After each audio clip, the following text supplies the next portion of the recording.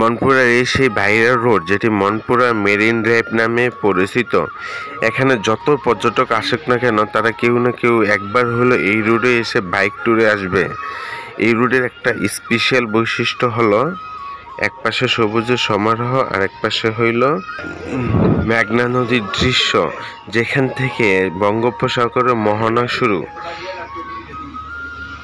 এখানে শুধু মানুষ বাইক চালানোর জন্যই আসে। এখানে কক্সবাজার মেরিন ড্রাইভে যেমন বৈশিষ্ট্য আছে, এক পাশে পাহাড় এক পাশে সমুদ্র দেখা যায়, এখানে দৃশ্যটি একটু অন্যরকম।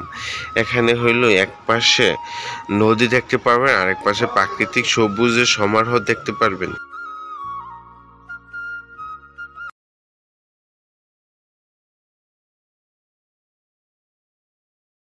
একটু পরেই যে রোডগুলো যখন গ্রামের ভিতরে চলে যায় তখন দেখতে পারবেন দুই পাশে অসংখ্য নৌকা ভিড়ানো আছে, যেটি বাটার কারণে এখানে আটকে আছে।